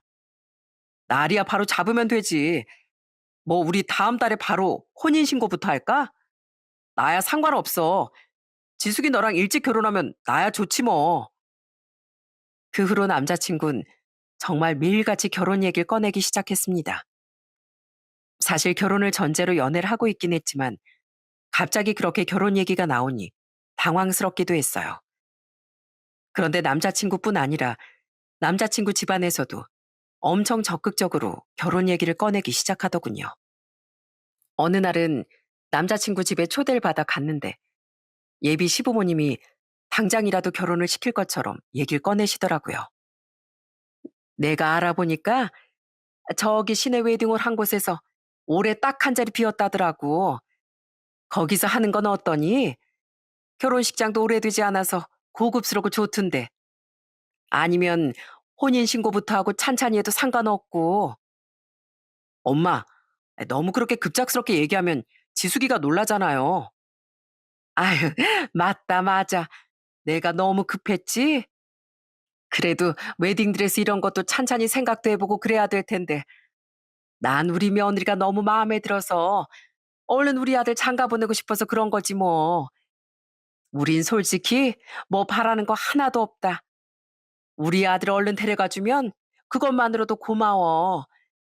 그러니까 뭐 준비하고 자시고 그런 건 너무 걱정하지 말어. 우린 다 괜찮으니까. 그렇게 예비시댁에선 정말로 제가 결혼해 주는 것만으로도 충분하다는 태도로 절 반겨주시더라고요. 저도 이렇게 환영받는 결혼이라면 정말 좋을 것 같아 일찍 날도 잡고 그렇게 결혼 준비를 시작하게 되었죠. 진짜로 이렇게 결혼을 할 줄 알았어요. 그런데 그렇게 화기애애하게 결혼 얘기가 나오고 난 후 한 달도 채 되지 않아 갑작스럽게 어느 날부턴가 예비 남편이 연락이 잘 안 되고 갑자기 절 피하기 시작하는 거였어요. 처음엔 무슨 일이 있는 줄 알았습니다. 그래서 예비 시댁에도 연락을 해 봤는데 이상하게 다들 연락이 되질 않더라고요. 그러다 제가 연락을 하면 바쁘다고 피해 버리거나 아프다며 만나지 못할 것 같다는 얘기만 계속 하더라고요. 이게 도대체 무슨 일인가 싶어 생각을 해 보니 뭔가 '이 사람이 나랑 결혼을 하기 싫어서 이러는 건가?' 싶은 느낌이 팍 들었습니다.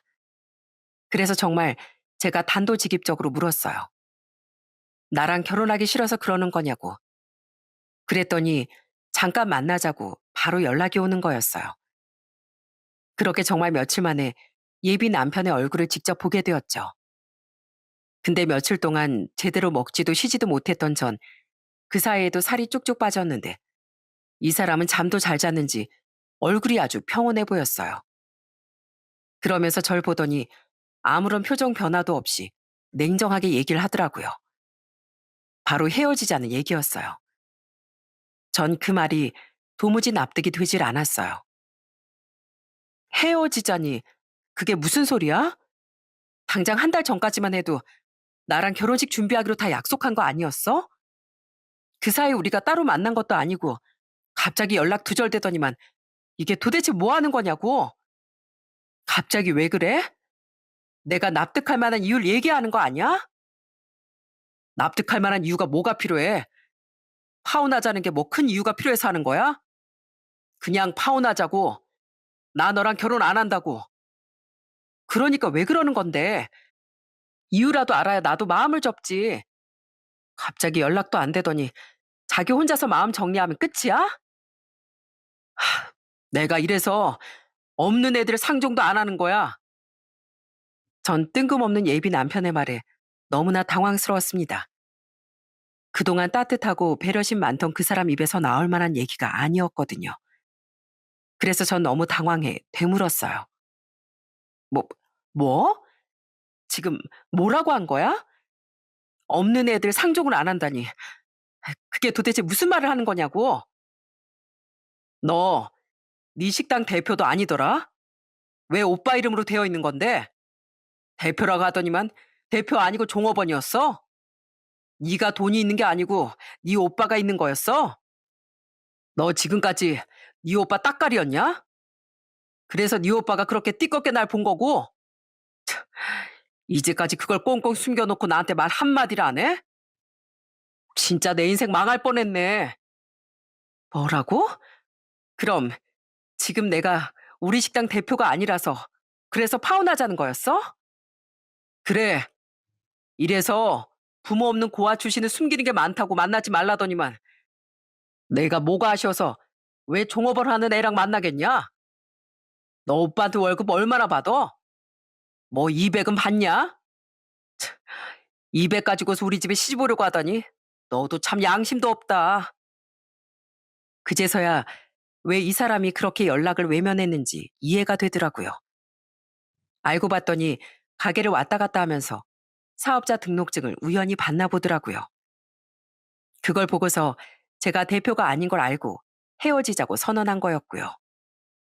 근데 너무너무 그게 어처구니가 없더라고요. 그리고 그동안 식당에 와서 이것저것 갑자기 도와주고 그랬던 게 다 연극인 것 같아 정말 화가 났습니다. 야, 너 지금 뭐라고 했니? 뭐? 없는 애? 야, 내가 왜 없는 애야? 너야말로 사람 그렇게 보지 마. 네가 애초에 그런 사람인 줄 알았으면 나부터 널 안 만났어. 인성 개판인 사람이랑 내가 왜 만나? 됐고, 저번에 니네 가게에 택배 온 거 내가 착불비 냈거든?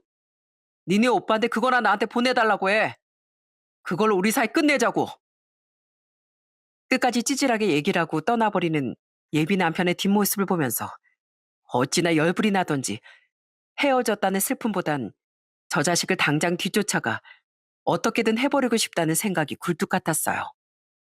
정말 지금까지 제가 저런 사람을 몰라보고 애정을 쏟았다는 게 너무 아까울 지경이었어요. 그리고 그날 전 가게로 오빠를 불러 신세 한탄을 했습니다.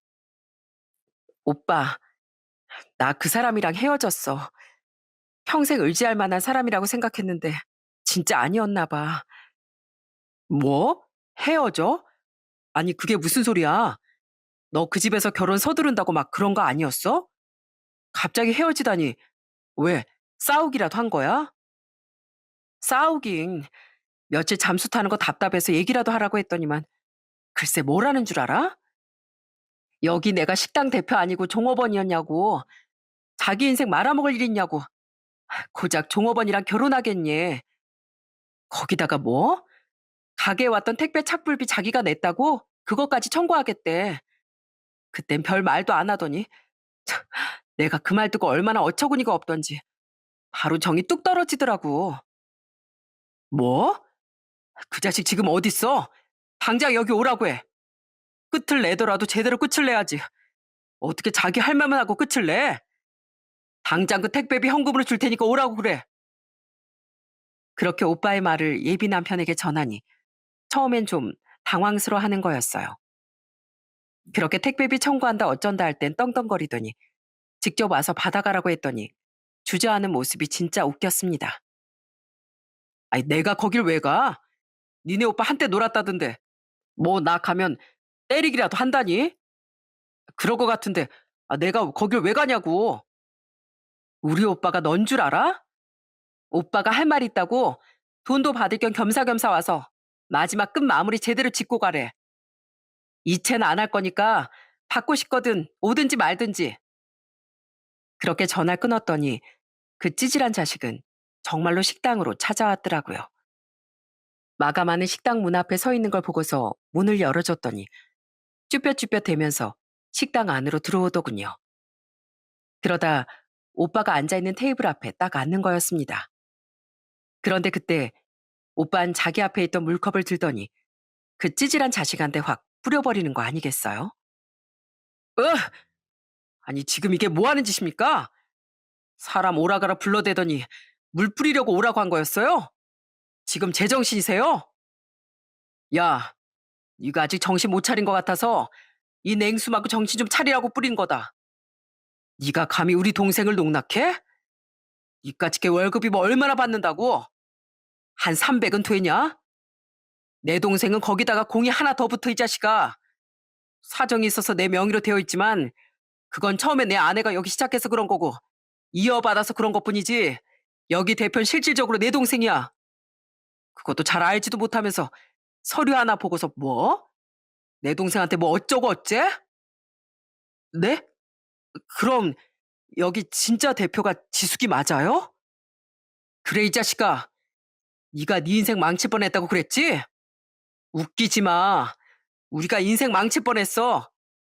네가 이런 놈인 줄 알았으면 진작에 헤어지라고 할 걸. 자, 네가 그렇게 말한 택배비, 택시비까지 덤으로 주는 거니까 너 이거 받고 꺼져. 분노에 찬 오빠의 말에 예비 남편은 당황스러워했습니다. 그러더니 갑자기 뜬금없는 말을 하더라고요. 아니, 진작에 말씀을 하셨어야죠. 난 그것도 모르고. 야, 지수가, 나 헤어지자고 한 거 실수다, 실수. 취소할게. 그러니까 우리 다시 만나자. 결혼 준비도 다시 하고. 어? 진짜 미안해. 내가 뭔가 널 크게 오해한 것 같아. 뭐? 지금 그걸 말이라고 해? 미안해. 사실 내가 집에서도 하도 말이 많이 나와서 네가 날 속였다고 하니까 나도 그런 것 때문에 신경이 쓰여서 결혼 못 하겠다고 한 거야. 진짜 미안해. 어? 내가 잘못했어. 그러니까 우리 다시 만나자. 아니 도대체 대표라는 게 뭐 얼마나 중요하길래 불과 1시간 전까지만 해도 헤어지자며 떵떵거리던 이 사람을 이렇게 바꿀 수가 있는 건가요? 정말 그 말을 바로 앞에서 들으면서 너무 기가 막히고 어처구니가 없더라고요. 사람한테 그렇게 상처를 주고서 미안하다고 하면 땡인 줄 알더라고요. 예비 남편의 말을 듣고서 어처구니가 없었던 건 저뿐만이 아니었습니다. 오빠도 그 말을 듣더니 헛웃음을 짓더니 저한테 묻더라고요. 참, 지수가 그냥 네가 답변해봐. 얘가 이러는데 넌 어떻게 생각하냐? 그렇게 오빠가 저에게 묻자 전 바로 물컵을 들고서 예비 남편에게 그걸 확 뿌려버렸어요. 그리고 참았던 분노를 내뿜었습니다. 야, 정신 차려. 내가 무슨 네 꼭두각시냐? 보자 보자 하니까 사람을 뭘로 보고. 야, 냉수 먹고 속 차려. 누가 보면 네가 뭐라도 되는 줄 알겠네. 너 뭐라도 되니? 이 말에 내가 꼼짝없이 다 들어야 하는 이유가 있어? 웃기고 자빠졌네. 네가 헤어지자고 하면 헤어지고 만나자면 다시 만나야 돼? 내가 왜? 아니, 지수가 그래도 우리 집 잘 살잖아. 좋은 시댁에 시집 가면 너도 좋은 거 아니야?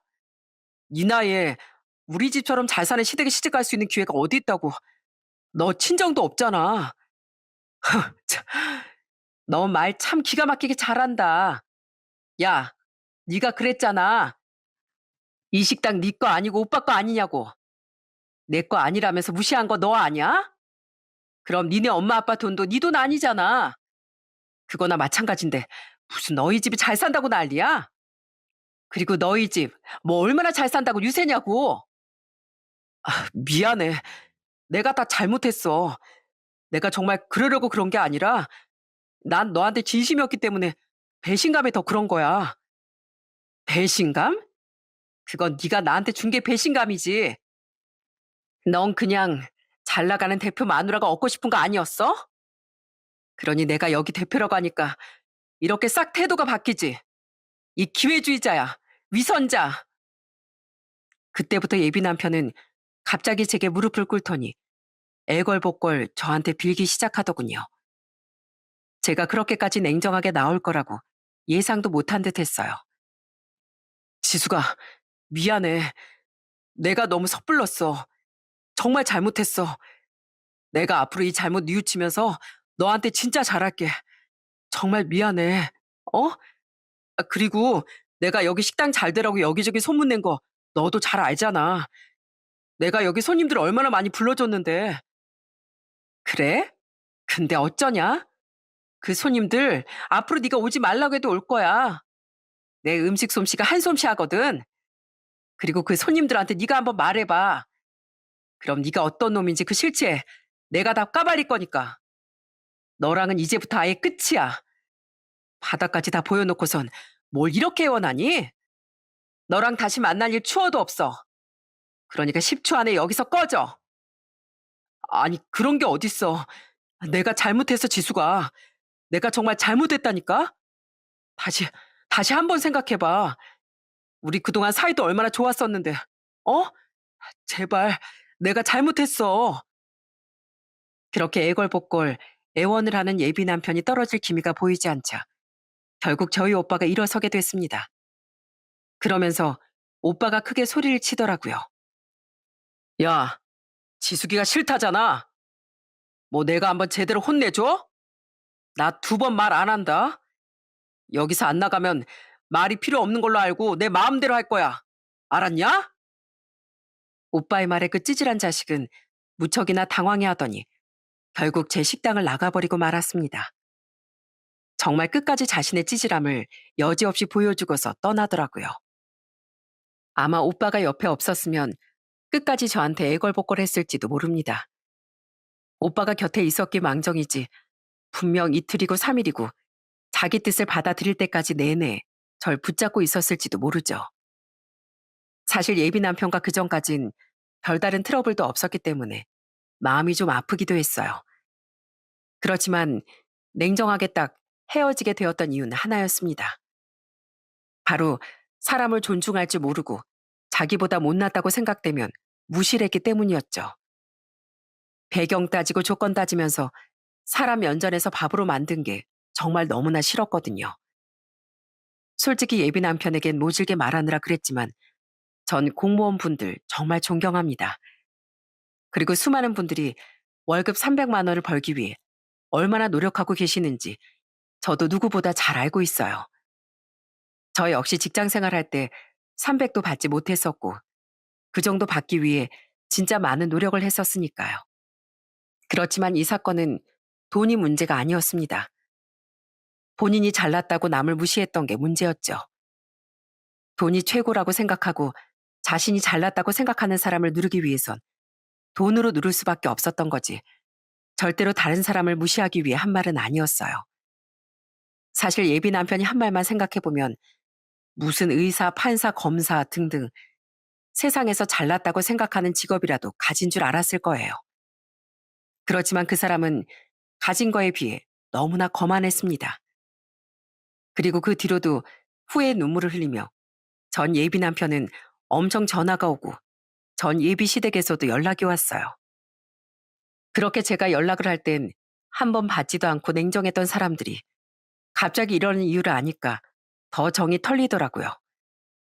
그래서 모든 전화를 다 차단해버렸습니다. 그랬더니 진짜 웃긴 일이 생겼어요. 그로부터 며칠 뒤 한식당으로 정말 반갑지도 않은 손님들이 들이닥쳤더라고요. 바로 전 예비 시댁 식구들이었죠. 오더니만 바로 식당으로 들어와 밥을 먹으려고 하더라고요. 입구에서부터 제지하던 직원이 급하게 홀로 들어와 절 찾아 말하면서 알게 되었어요. 전 너무 기가 막혀서 바로 입구로 나갔습니다. 그랬더니 뻔뻔한 전 예비 시모는 저를 보면서 너무 반가워하는 거 있죠? 어머, 며느라, 우리 왔어. 너 왜 이렇게 연락이 안 되니? 요즘 바쁘구나? 아유, 손님들이 오늘도 많네. 우리 밥 먹으러 왔다. 자리는 있지? 얼른 안내하거라. 저기요, 지금 줄 서 있는 거 안 보이세요? 며느리 무슨 파혼한 지가 언젠데 아직도 며느리 타령이세요? 예약도 안 하셨잖아요. 예약하시고 오시던지 아니면 대기하세요. 뭐? 예, 너 그러는 거 아니야. 뭐 우리가 잠깐 실수했다지만 그래도 다시 잘 지내보기로 했잖니. 우리 아들이 그렇게 말하던데. 뭔 헛소리를 듣고 오셨는지 모르겠지만 전 그럴 생각 없어요. 그리고 기다리실 거면 하루는 더 기다리셔야 될 것 같네요. 기다리기 싫으시면 그냥 가시던가요. 어떻게 하시겠어요? 뭐? 아니, 지금 너 뭐 하는 거니? 손님을 지금 가려받겠다는 거야? 전 예비 시모는 제 말에 얼굴이 울긋불긋 빨개지면서 엄청 화를 내더군요. 그런 전 예비 시모를 보면서 당당하게 얘기를 했습니다. 네, 여긴 손님 가려받는 식당이거든요. 사람 무시하고 돈으로 사람 구분해서 행동 달라지는 사람들은 여기서 밥 못 먹죠. 여긴 대접받는 곳이거든요. 참, 너 그런 식으로 장사하면 망한다. 망해. 내가 여기 그런 곳이라고 소문 안 낼 줄 알아? 네, 듣던 중 아주 반가운 소리네요. 소문 좀 많이 내주세요. 제가 왜 손님 가려봤는지 객관적으로 저도 한번 얘기 좀 해보게요. 그럼 저야 더 좋지 않겠어요? 부모 없고 가진 거 없다며 파혼 선언한 집이 손해겠어요? 아니면 이유도 모르고 파혼 통보받는 사람이 손해겠어요? 어디 한번 따져보죠. 그러자 제 말을 들은 주변 손님들이 갑자기 다 수군대기 시작했습니다. 누가 봐도 저쪽 예비시댁에서 잘못을 한 게 딱 보이니 더 이상 전 예비시댁에서도 아무런 말도 하지 못하더라고요. 결국 모든 시선이 집중되자 다들 급하게 돌아가고 말았습니다. 아마 그렇게 제 식당에 와서 절 설득하려고 했던 것 같았어요. 그 뒤로도 계속해서 전 예비 남편이고 전 예비 시댁이고 자꾸만 연락이 오고 찾아오고 난리를 피웠지만 전 냉정하게 모두 받아주지 않았죠. 그렇게 제가 계속 거절을 하니까 결국엔 남자친구도 포기하고 말더라고요. 그렇게 끈질겼던 인연은 아주 쫑이 났습니다. 사실 정말 진심으로 사랑을 했던 사람이라 저도 제법 힘들겠다고 생각을 했는데 아무래도 밑바닥을 다 봐서 그런지 생각보다 씩씩하게 잘 이겨내고 지금은 잘 지내고 있어요. 요즘은 새언니의 병도 다 좋아지고 지금은 완치 판정만 기다리고 있습니다. 그리고 오빠랑 요즘은 인생 즐기면서 여행도 다니고 잘 살고 있고요. 그리고 전 요즘 요리 개발도 열심히 하고 운영에도 힘쓰고 있답니다. 또 식당도 오빠가 저의 명의로 바꿔줬어요. 오빠 새언니는 요즘 제 식당에 와서 꼭 밥을 먹고 가곤 한답니다. 두 사람은 요즘 아주 절 놀리는 재미에 사는 것 같기도 해요. 아유, 우리 김지숙 사장님, 우린 저기 저 바다로 놀러 가는데 우리 김지숙 사장님은 바쁘셔서 바다 구경도 못 하시겠네. 뭐야, 오빠 지금 나 놀리는 거야? 둘이서 재밌게 놀다 온다고 지금 나 놀리는 거지? 놀리기는요, 아가씨. 그냥 자랑하는 거죠. 뭐요? 언니, 언니까지 요즘 자꾸 저 놀려요. 다음엔 저도 식당 다 맡겨놓고 두 사람 쫓아갈 거예요. 둘이서 데이트하는 거 끝까지 쫓아가서 방해할 거라고요. 그렇게 저흰 소소한 행복을 누리면서 재밌게 살아가고 있습니다. 특히나 저희 새언니가 아프고 나선 하루에 한 번이라도 웃는 게 참 중요하다는 걸 새삼 느끼고 있네요. 아무리 돈을 많이 벌어도 건강이 나빠지면 그게 다 소용이 없는 거더라고요. 특히나 오빤 언니가 아프고 나서 무엇보다 주변에 사랑하는 사람이 건강하게 오래도록 곁에 있는 게 얼마나 행복한 일인지 다시금 느꼈다고 말을 하더라고요. 저 역시 다른 어떤 것보다 건강이 제일 중요하다고 생각해요. 물론 인생에서 1순위 따로 있다고 생각하시는 분들도 많으시겠지만 그 어떤 것도 내가 아프고 나면 다 누릴 수 없는 거랍니다. 그러니 여러분들도 항상 건강 잘 챙기시면서 내 행복을 위해 사시길 바랄게요. 저도 앞으로 열심히 운동하면서 건강도 챙기고 남은 인생 기운차게 살아보려고 합니다. 여러분들의 앞날도 그렇게 기운차고 탄탄하시길 바라며 이만 사연을 마치도록 하겠습니다. 지금까지 들어주셔서 정말 감사합니다.